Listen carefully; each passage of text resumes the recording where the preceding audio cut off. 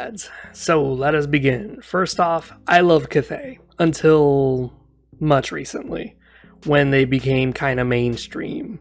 Yeah, that's right. I only do obscure lore, baby, and I will actively avoid any topics that become mainstream, because hey, somebody has to do it.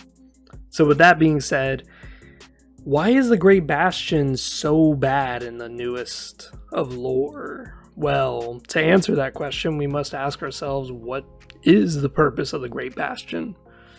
So, let's kind of dive into that lore, shall we? The Great Bastion was made before the Empire existed. It was made by the Grand Celestial Dragon Emperor and his wife, the Moon Dragon, who combined their magical talents and imbued magical essences into the very stonework of this wall that would later become the Great Bastion.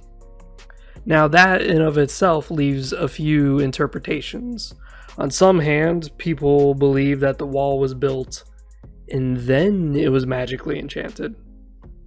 On the other, some people like myself believe that the spell created the wall, hinting that these dragons are extremely powerful, much like the Slann, in that they can mold the very fabrics of the world at their whim.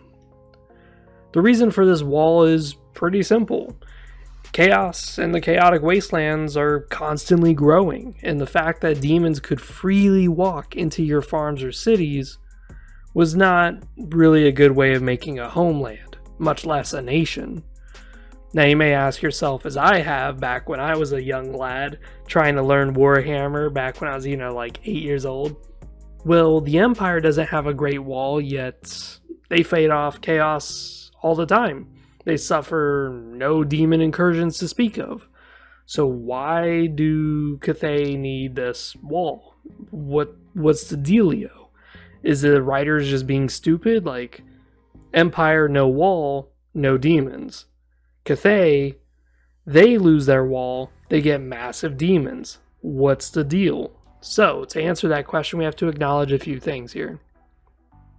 First off, Cathay, geographically, is higher north than the Empire is. In other words, they are closer to the Chaos Gates, and much closer than they'd like to be. Second, the demons that exist in Warhammer need nourishment of the magical kind in order to continue existing in the material world. For this to be achieved, they usually engage in either rituals to prolong their existence, or they engage in mass slaughter to sustain their essence. That being said, to go from the far north down to the Empire is quite a slog, especially for a demon. Norsca, by its own right, is nearly equal in size to Cathay and the Empire.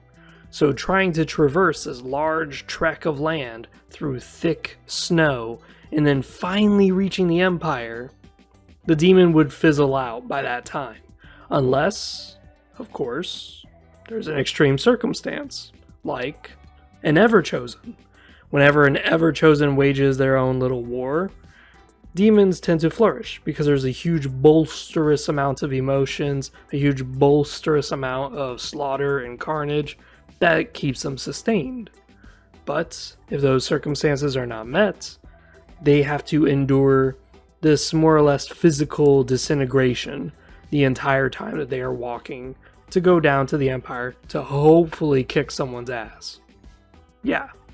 Whereas Cathay, they don't have this issue because they're right there. So they could just walk right down, take a little stroll around the block, and boom, they're already inside two major cities I can think of. Nangao and Weijin. These are two massive, massive cities that one demon can get into and cause a lot of issues. Now, while we're not sure what kind of power is imbued in the wall that Cathay has, we are sure of this. It nullifies and completely intercepts waves of chaotic energies. These energies are things like demons, influences, mutations, even just plain winds of magic.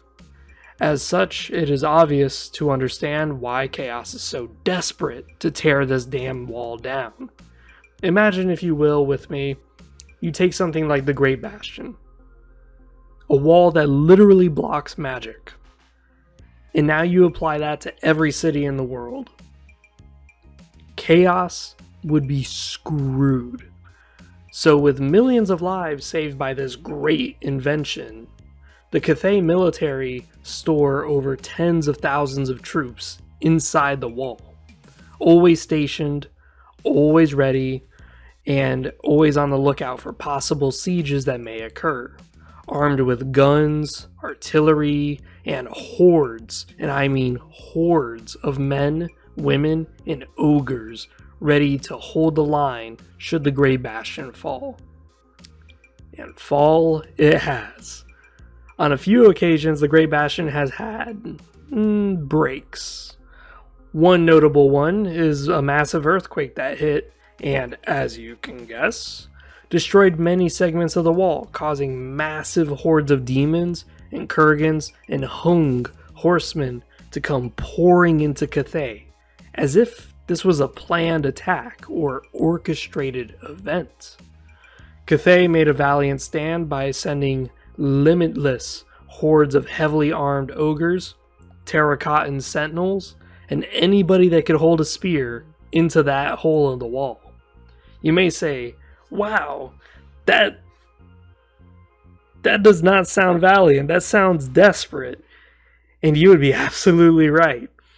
This event was a massive slaughter that took much of Cathay's population out, as they just grabbed anybody and everybody they could, gave them a weapon, threw them into the breach to hold the line and buy them some time, while the rest of the people labored away and tried to rebuild that section of the wall. So in other words, you're being thrown into the fight, into the meat grinder. You're gonna die probably. But let's say you kill a bunch of demons, and the demons start to kind of loosen up because you're just this Doomslayer guy, you're just kicking ass. The moment you feel like you've bought yourself some time, you look back, and the guys behind you built a wall behind you. So now you're definitely not coming back home. You will die.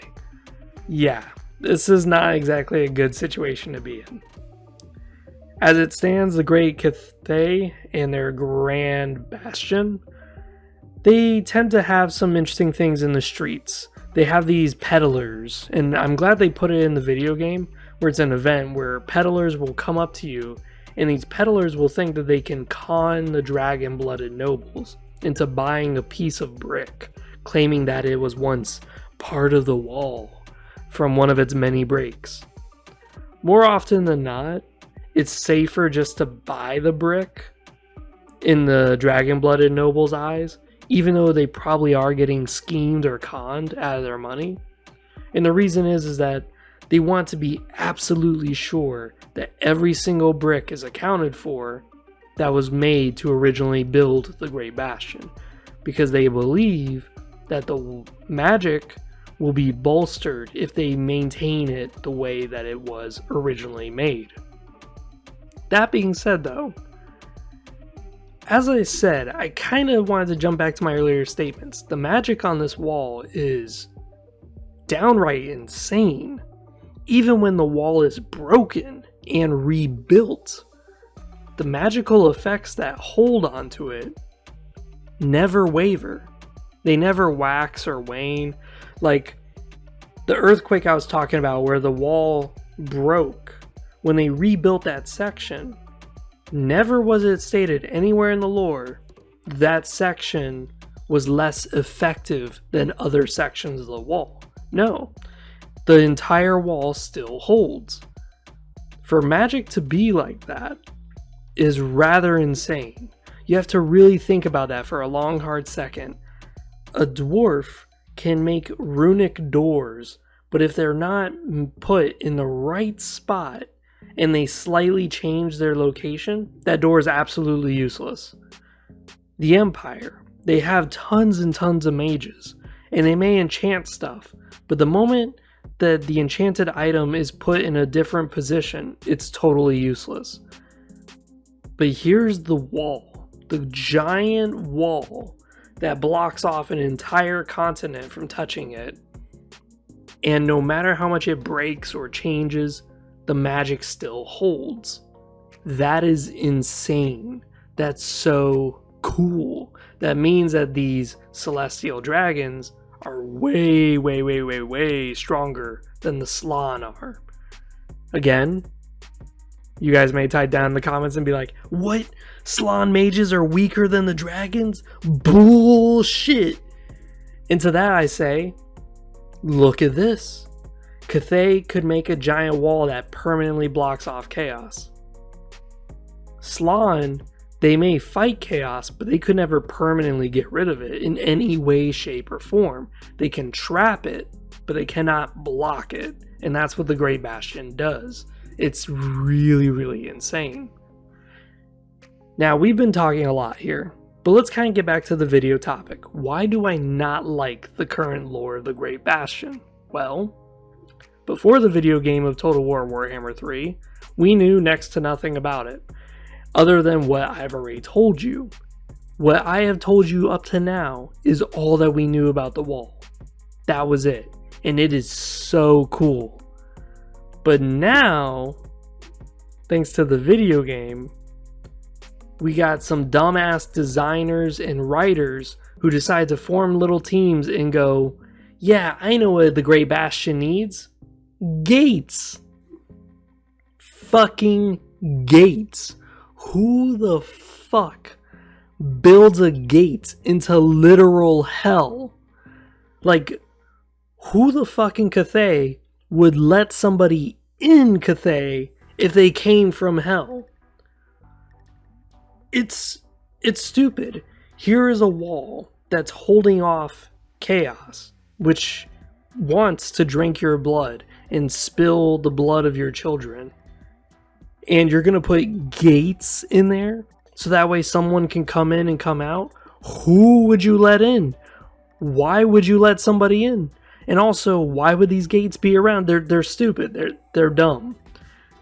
But nonetheless, I digress. It's now the new lore and we just need to live with it.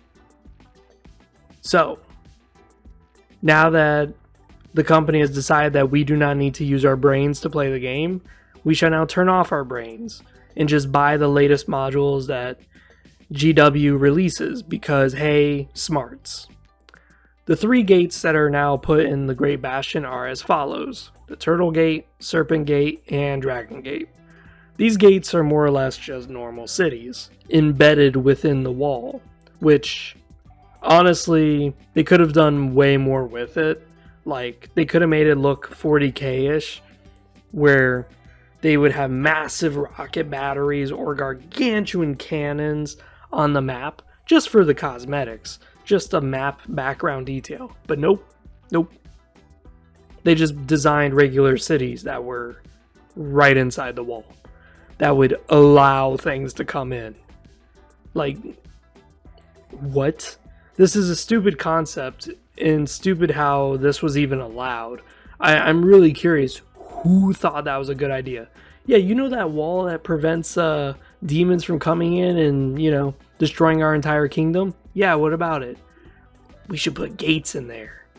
Yeah, because I think that's what people want. They want to leave their home and go right into the jaws of a demon and just die right. That sounds like a really bad idea. Let's fucking do it. Like, ugh. It was just a dumb idea, and I really don't get it why someone thought this was a really good idea. Now again, I'm rather late to this discussion, but that's because I'm not a very mainstream person.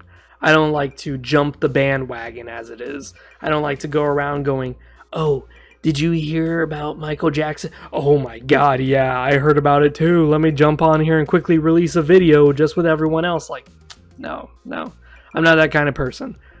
I like to talk about obscurities. I like to talk about interesting things that exist in a universe, especially when I see writers put in the effort to flesh out a world or flesh out an environment, and I just don't see anyone talk about it. That's what this lore channel is that I've made. That's what I talk about.